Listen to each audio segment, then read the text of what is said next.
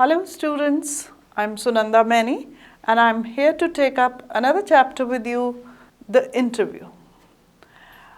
Interview chapter में जो हमें लेखक है उसने डिफरेंट लोगों के व्यूज़ बताए हैं कि जब उन्हें इंटरव्यू देनी है वो कैसे महसूस करते हैं। इसको दो पार्ट्स में उसने रखा है। फर्स्ट पार्ट में उसने इम्पॉर्टेंट पर्सनालिटीज़ जो फेमस पर्सनालिटीज़ हैं उनके क्या व्यूज़ हैं वो बताया है, और सेकंड पार्ट में अम्बर्टो इको एक राइटर है उसकी इंटरव्यू के बारे में बताया है।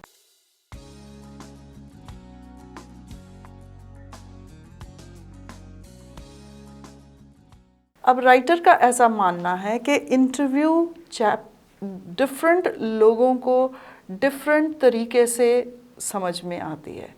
कुछ लोग ये सोचते हैं कि ये हमें मौका मिला है जिससे हम अपने दिल की बात कर सकें और हम लोगों के करीब आ सकें, या यही एक तरीका है कि लोग आपकी अंदर की ज़िंदगी जो पर्सनल लाइफ है उसके बारे में जान सकें, क्योंकि वो आपकी जो फेमस आप जिस चीज़ के लिए हो वो चीज़ तो पब्लिक के सामने आती है, लेकिन कुछ ऐसी बातें हैं जो आपकी पर्सनल लाइफ की हैं जिन्होंने इन चीज़ों को, जिन्होंने उस टैलेंट को अफेक्ट किया या असर किया या जिसकी वजह से आप ऐसे बने, वो बातें हमें तभी पता चलेंगी अगर कोई इंटरव्यू के माध्यम से तुम्हें बताएगा। लेकिन बहुत से बड़े राइटर्स या बड़ी फेमस पर्सनालिटीज़ ऐसी हुई हैं जिन्हें ये लगता है कि इंटरव्यू एक तरह से हमारी प्रिवेसी में इंटरफेरेंस है, और लोगों के कईयों के बहुत एक्सट्रीम व्यूज़ रहे हैं।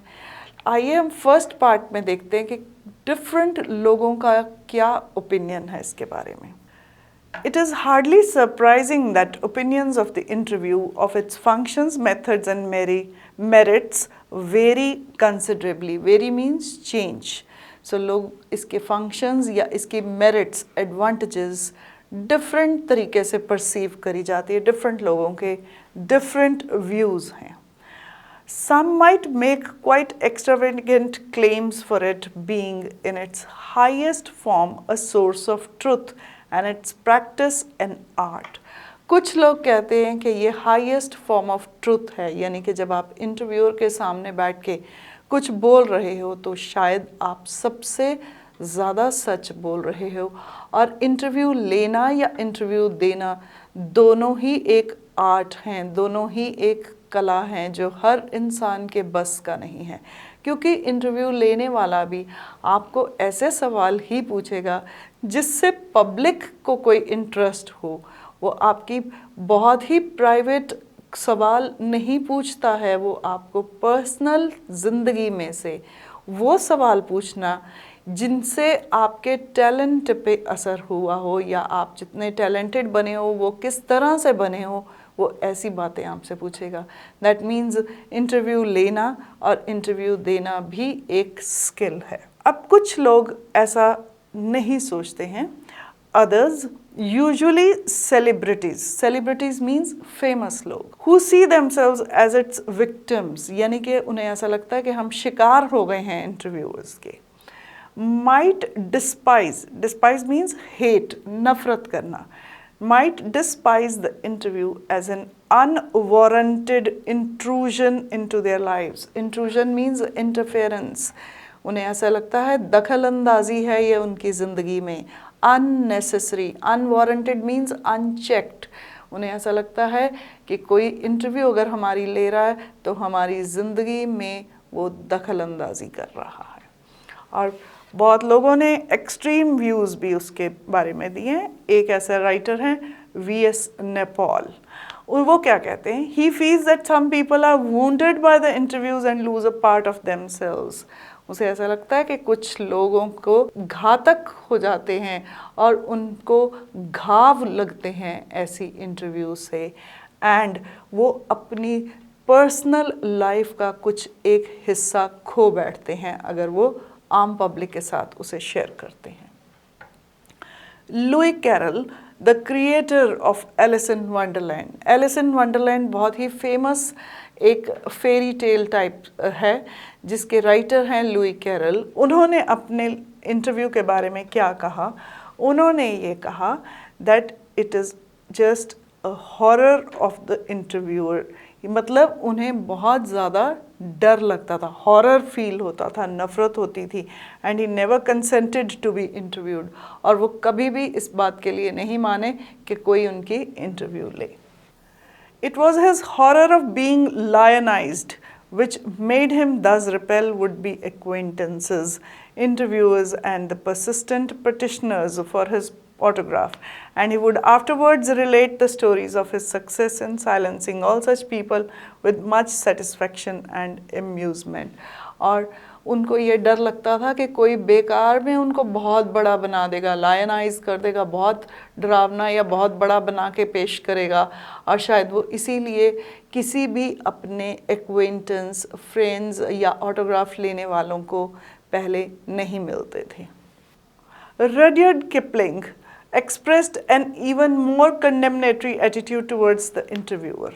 अब Rudyard Kipling ने इससे भी ज़्यादा वो नफ़रत वाला कमेंट दिया था इंटरव्यू के बारे में। एक बार उनकी वाइफ ने 14 अक्टूबर 1892 में जब कोई उनकी इंटरव्यू लेने आ रहा था तो उन्होंने कहा their day was raked. Raked means बर्बाद, कि उनका दिन बर्बाद कर दिया दो रिपोर्टर्स ने वहाँ पे बोस्टन से आके उनकी प्राइवेट लाइफ में इंटरफियर करा और उनका रूटीन खराब कर दिया। She reports her husband as saying to the reporters, "Why do I refuse to be interviewed? Because it is immoral."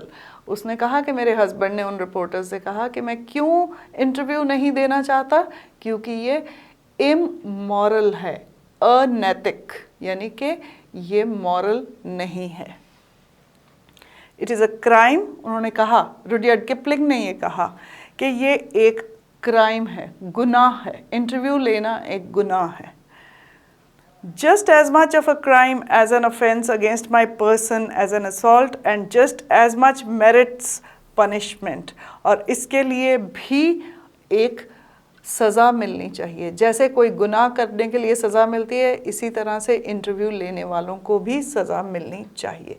It is a cowardly and while, cowardly means जो डरपोक होते हैं, जो कायर होते हैं, और वाइल मीन्स नॉट सिविलाइज्ड, ये कोई सभ्य समाज का असूल नहीं है कि आप किसी के इंटरव्यू ले लो।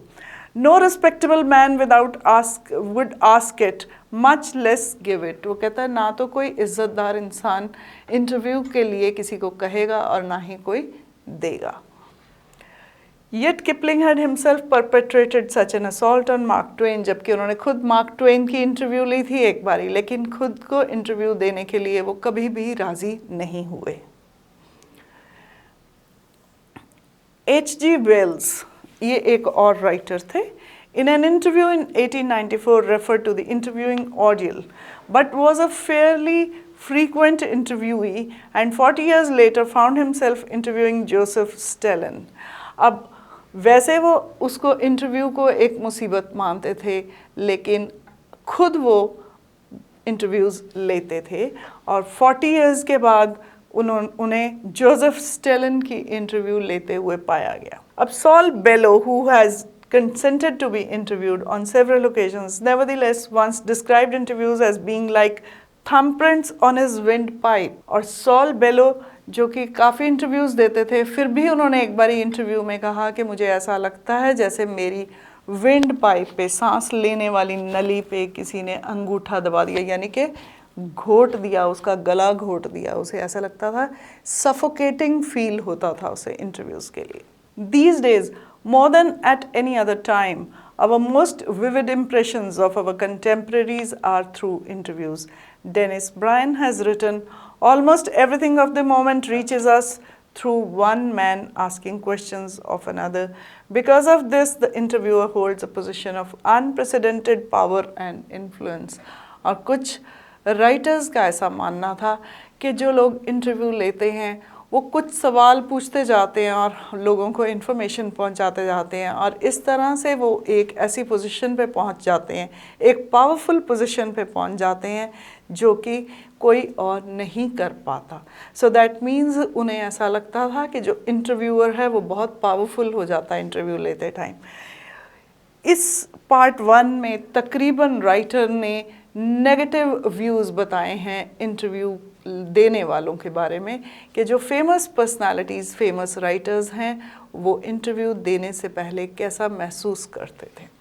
अब पार्ट 2 में अम्बर्टो इको एक राइटर था जिसके बारे में जिससे इंटरव्यू ली जाती है और उसके बारे में ये बताया जाता है कि वो इंटरव्यू देने से नहीं घबराता था या उसको नापसंद नहीं थी। वो इंटरव्यू के माध्यम से अपने व्यूज़ शेयर करता है और बहुत अच्छे से इंटरव्यू देता है। और इसमें उसके डायलॉग्स हैं। वो एक बहुत ही फेमस राइटर था, मुकुंद पद्मनाभन। द हिंदू एक न्यूज़पेपर है, उसमें काम करने वाला एक इंसान उसकी इंटरव्यू लेने जाता है। उसका नाम है मुकुंद पद्मनाभन।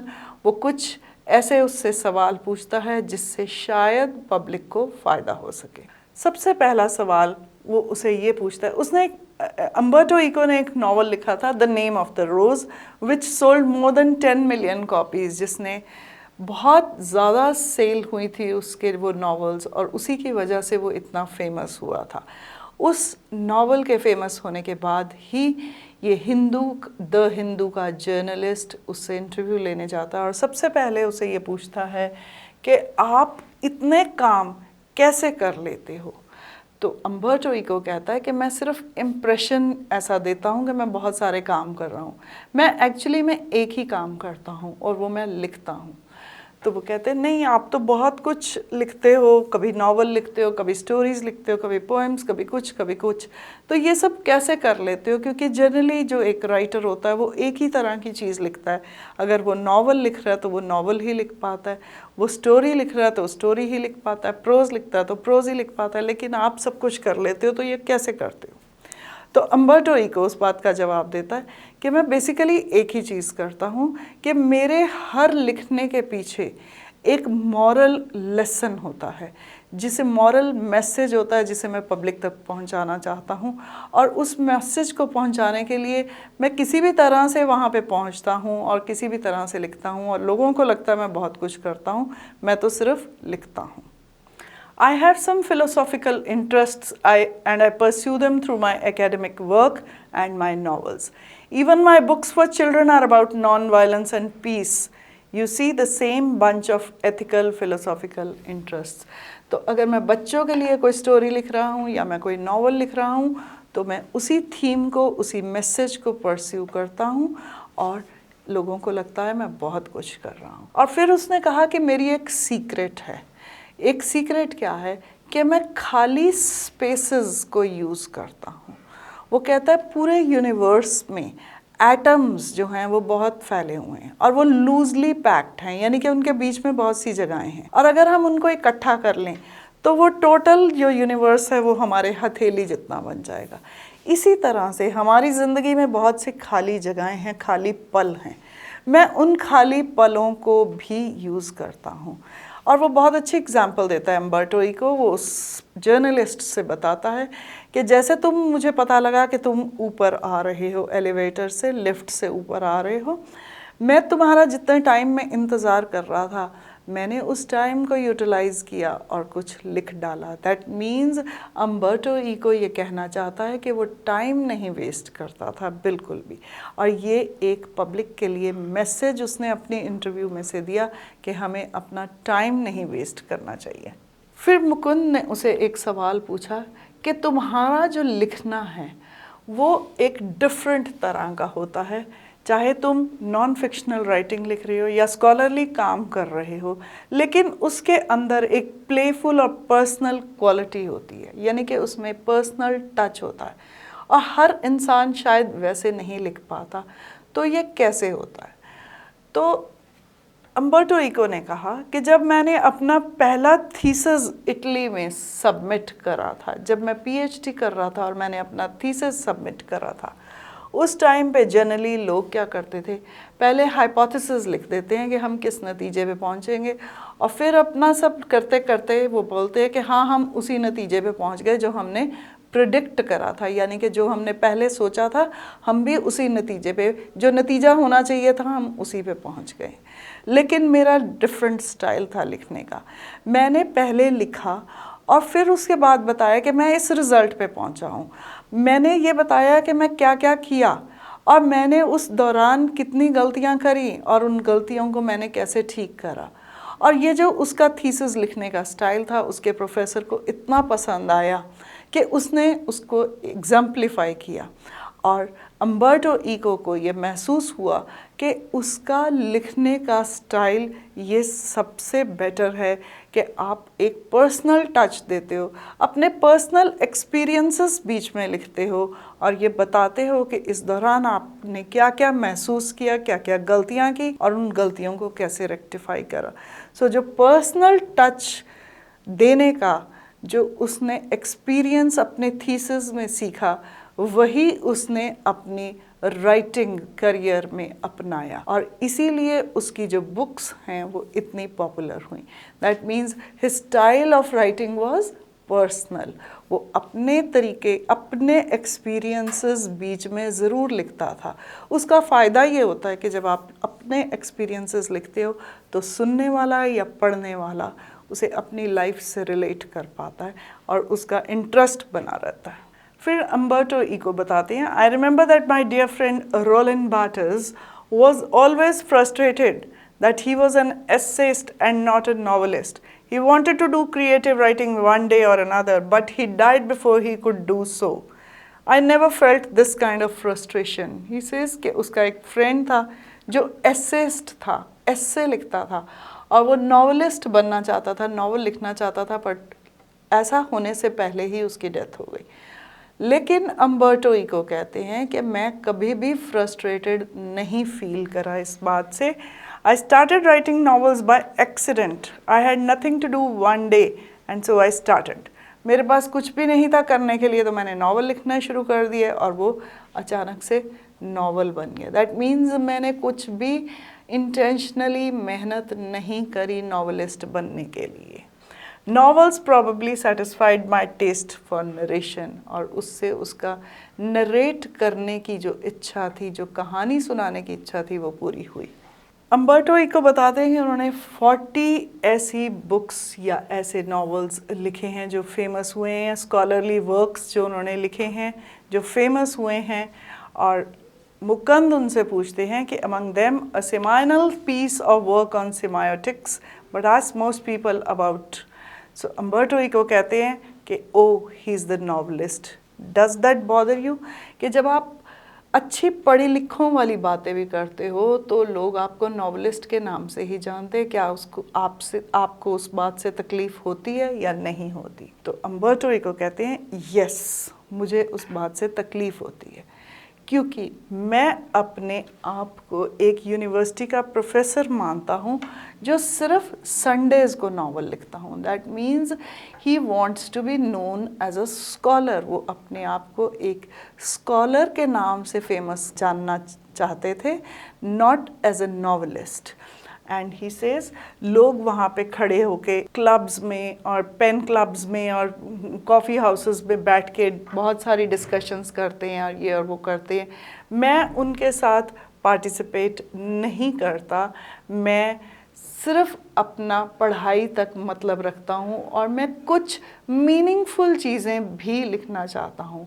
वो इसलिए लिखता हूँ कि बहुत लोग, मेजॉरिटी लोग नॉवेल्स पढ़ के खुश होते होंगे, लेकिन फिर भी कुछ लोग ऐसे हैं जो मीनिंगफुल चीज़ें पढ़ के खुश होते हैं और उन मीनिंगफुल चीज़ों को पढ़ने के लिए मैं लिखता हूँ।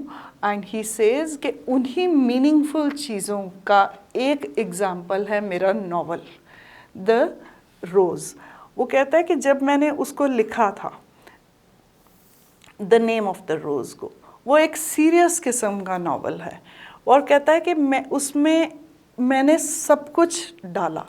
उसमें मेटाफिज़िक्स भी थी, थियोलॉजी भी थी, मेडिवल हिस्ट्री भी थी और इतना कुछ था कि लोगों को बहुत पसंद आया क्योंकि लोग हर टाइम पे ट्रैश या बेकार की कहानियाँ नहीं पढ़ना चाहते, वो मीनिंगफुल चीज़ें भी पढ़ना चाहते हैं।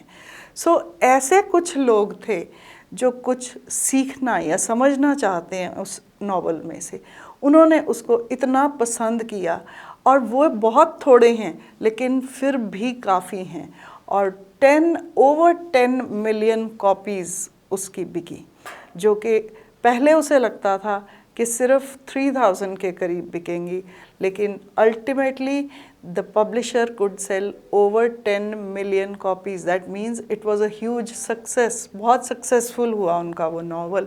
और शायद वो जब जर्नलिस्ट उनसे पूछता है कि उस नावल की सक्सेस का कारण क्या है, तो अम्बर्टो इको कहते हैं कि मैं खुद ही नहीं समझ पा रहा हूँ कि वो इतना सक्सेसफुल कैसे हुआ।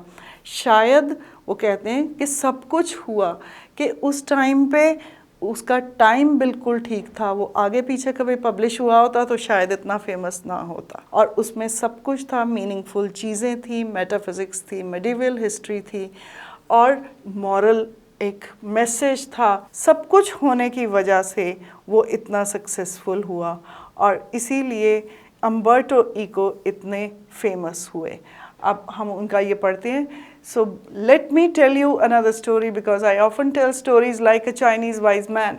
माई American publisher said while she loved my book, she did not expect to sell more than 3,000 copies in a country where nobody has seen a cathedral or studies Latin, क्योंकि उसमें लैटिन भी थी, Latin language भी थी। Cathedral means बड़े बड़े churches जो होते हैं, वो उनके बारे में अमेरिका के लोगों को नहीं पता था। तो पब्लिशर को बहुत अच्छी लगी किताब, लेकिन उसने कहा कि मेरे को 3000 से ज़्यादा मैं शायद नहीं बेच पाऊँगी, और उसने इतना ही ऑर्डर दिया। So I was given an advance for 3,000 copies, but in the end it sold 2 to 3 million in the US only. सिर्फ USA में करीब 3 मिलियन कॉपीज़ बिकी उस नावल की। A lot of books have been written about the medieval past far before mine. I think the success of the book is a mystery. और Umberto eco को खुद ही नहीं पता कि उनका नावल इतना सक्सेसफुल कैसे हुआ। Nobody can predict it. कोई इसको पहले से नहीं जान सकता कि उसका लिखा हुआ नावल इतना फेमस हो जाएगा। The name of the rose 10 years earlier or 10 years later, it wouldn't have been the same. Why it worked at that time is a mystery. So that is the way Umberto Eco puts things, कि मेरे को नहीं पता वो क्यों successful हुआ। शायद बहुत अच्छा लिखा था, शायद उसका टाइम ठीक था, या शायद उसमें बहुत कुछ था जो लोगों के इंटरेस्ट का था, और यही कारण है कि वो इतना फेमस हुआ। दैट मीन्स अम्बर्टो इको ये मैसेज देना चाहते हैं कि किसी भी बुक को फेमस होने के लिए बहुत कुछ चाहिए होता है। सिर्फ हमें ट्रैश या कोई टेलीविज़न के जैसे एपिसोड्स आते हैं या सोप ओपेराज आते हैं, इस टाइप की हर टाइम कहानियाँ, मनोरंजक कहानियाँ नहीं चाहिए होती। कुछ मीनिंगफुल चीज़ें आपके लिखने में होनी चाहिए। इसीलिए लोग उसको पसंद करते हैं, क्योंकि लोग हर टाइम सिर्फ मनोरंजन नहीं चाहते, बल्कि उसके अलावा कुछ मीनिंगफुल पढ़ना चाहते हैं। And that's all about this chapter. आपको मैंने दोनों पार्ट्स अच्छे से समझाए हैं। You can read them and then we will discuss the question answers in my next video. Thank you.